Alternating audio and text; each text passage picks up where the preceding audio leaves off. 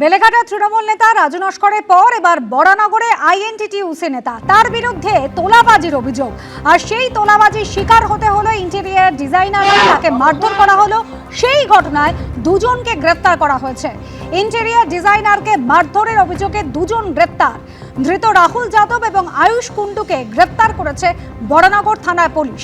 আক্রান্ত বরানগরের interior designer Sudipta Ghosh. ক্লাবে ডেকে নিয়ে গিয়ে মারধরের অভিযোগ রয়েছে তৃণমূল নেতার বিরুদ্ধে। মারধরের অভিযোগ বরানগরের তৃণমূল নেতা শঙ্কর রাউতের বিরুদ্ধে। শঙ্কর রাউত বরানগরের আইএনটিটিউসি নেতা।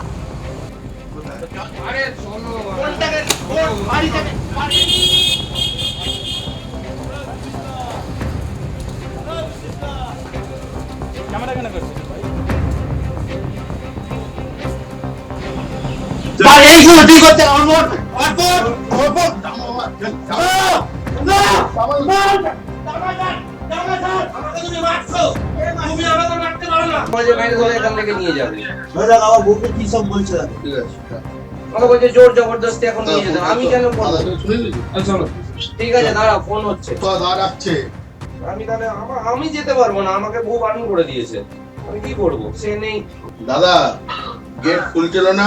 এই ফোনটা কাটো, কাকে ফোন করবি? আমার বউকেই তো ফোনটা কাটতে বলুন তো, ফোনটা কাটো।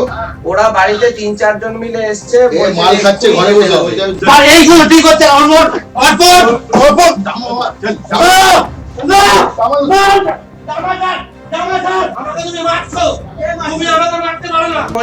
এখান থেকে নিয়ে যাবে। আমার বউকে কি সব বলছে? ঠিক আছে, আমাকে বলছে জোর জবরদস্তি এখন নিয়ে যেতে আমি কেন করবো?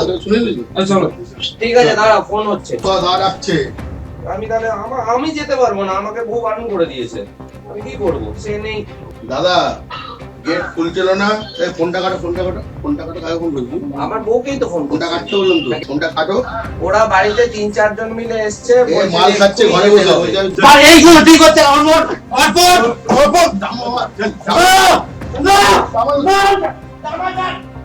আক্রান্ত ইন্টেরিয়ার ডিজাইনার তিনি দাবি করছেন যে 1 লক্ষ টাকা তোলা চান শঙ্কর রাউত, তা না দেওয়া এভাবে মারধর করা হয়, হুমকি দেওয়া হয়।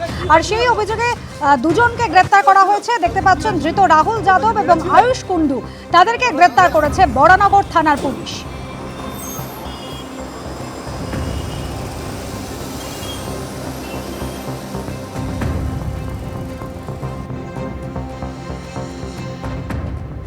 রাজ্য সরকারের উন্নয়নের পাঁচালীকে কটাক্ষ বিজেপির। মিথ্যের পাঁচালীর অভিযোগ তুলে প্রতিবাদ বিজেপির কর্মী সমর্থকদের। বিধাননগরে গত 15 বছর ধরে কোনো উন্নয়ন হয়নি, তার প্রতিবাদে বিধাননগরে বিক্ষোভ বিজেপি।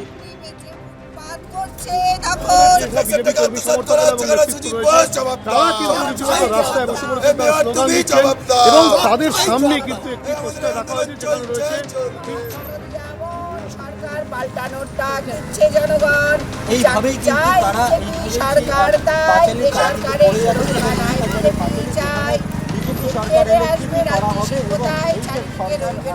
বিধাননগর মিউনিসিপ্যালিটি স্কুলের সামনে একেবারে বিজেপির তরফ থেকে বিক্ষোভ প্রদর্শন করা হচ্ছে। যে ছবি দেখাবো, রাস্তায় কিন্তু বিধাননগরের যেসব বিজেপি কর্মী সমর্থকেরা এবং নেতৃত্ব রয়েছে তারা কিন্তু রীতিমতো রাস্তায় বসে পড়েছেন, তারা স্লোগান দিচ্ছেন এবং তাদের সামনে কিন্তু একটি পোস্টার রাখা হয়েছে যেখানে রয়েছে মিথ্যার পাঁচালী।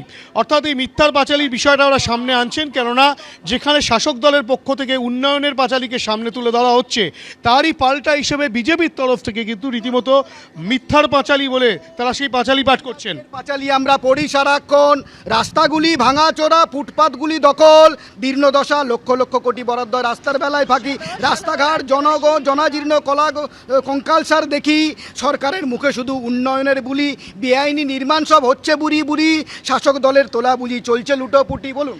শোনো রাজ্যবাসী, শোনো দিয়া মন, জানাবো এখন সরকারের দুর্নীতির কাহন।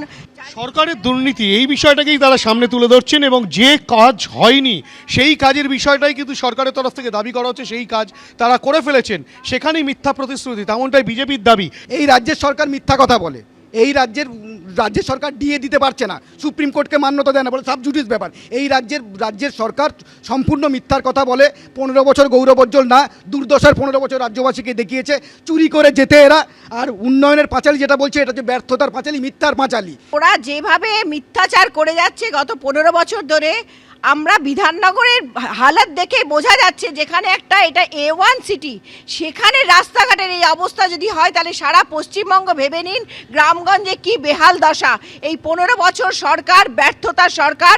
আমরা চাইছি যে মানুষের সামনে এই দুর্নীতির পাঁচালিটাকে সামনে আনতে, এবং বিজেপি সরকার এলে আমাদের উন্নয়নের পাঁচালি কি হবে, চাকরি হবে, শিল্প হবে, মেয়েদের সুরক্ষা পাবে, চুরি চলে যাবে, জনগণ সে একটা সুন্দর সোনার বাংলা দেখবে, সেই পাঁচালি আমরা আনতে চাইছি। সুতরাং উন্নয়ন কিছুই হয়নি, তারপরেও কিন্তু সরকারের তরফ থেকে সরকারের শাসক দলের পক্ষ থেকে উন্নয়নের পাঁচালি সামনে তুলে ধরা হচ্ছে।